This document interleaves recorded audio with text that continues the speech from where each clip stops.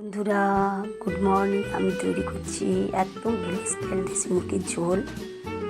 আর এখানে আমি নিয়েছি সাদা ভাত, আলু ভাতে ও মুরগির ঝোল, আলু। দেখতেই পাচ্ছেন, এই দেশি মুরগির ঝোলটা গরম ভাত দিয়ে খেতে একদম দারুণ লাগে। এখানে আমি ভাত নিয়ে নিয়েছি আর আলু ভাতে নিয়েছি। এখানে ঝোল দিয়ে মেখে দারুণ সুস্বাদু লাগে। চলুন কীভাবে তৈরি করছি দেখে নিই। প্রথমে একটা কড়াইতে সর্ষের তেল নিয়ে নিচ্ছি, তার মধ্যে তেজপাতা ও শুকনো লঙ্কা ফোড়ন দিচ্ছি, আর একটু চিনিও দিয়েছি তার সাথে। এরপরে পেঁয়াজগুলো দিয়ে দিচ্ছি, একটু নুন দিচ্ছি যাতে পেঁয়াজগুলো মচে যায়। তারপরে ওর মধ্যে দিয়ে দিচ্ছি রসুন বাটাটা, একটু নেড়ে চেড়ে ওর মধ্যে দিয়ে দিচ্ছি টমেটো কুচি,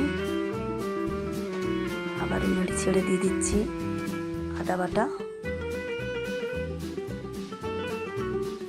তারপরে দিয়ে দিচ্ছি এখানে আমি শুকনো লঙ্কা আর গোটা জিরে রেখেছিলাম।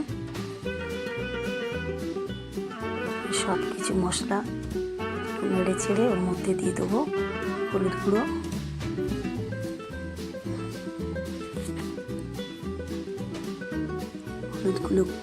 হলুদ গুঁড়ো দিয়ে আবারও নেড়ে ছেড়ে নেবো।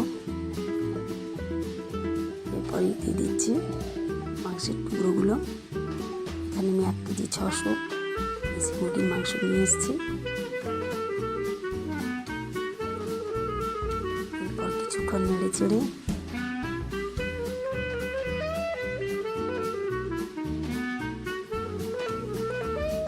মধ্যে আবারও ছোটো মাংস রাখা ছিল সেটা দিয়ে দিচ্ছি। এরপর দিয়ে দিচ্ছি পরিমাণ মতো নুন। প্রথমেই আমি একটু নুন দিয়েছিলাম, তারপরে আবারও মাংসের সাথে পেস্ট করে মশলাটা কষিয়ে নেবো। ঢাকা দিয়ে দিচ্ছি। এরপরে একটা প্রেসার কুকারে একটু জল দিয়ে গরম করতে দিয়ে দিচ্ছি। আমাদের মাংস কষা হয়ে গেছে, তো মাংসটাকে আমি ওই প্রেসার কুকারের মধ্যে দিয়ে একটু সিটি দিয়ে দেবো।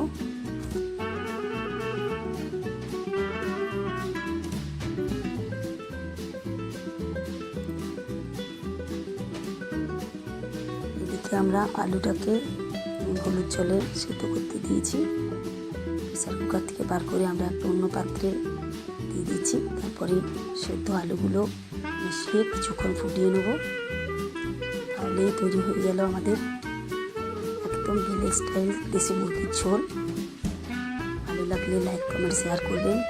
এটি অবশ্যই সাবস্ক্রাইব করবেন। ভালো থাকুন, সুস্থ থাকুন। ধন্যবাদ।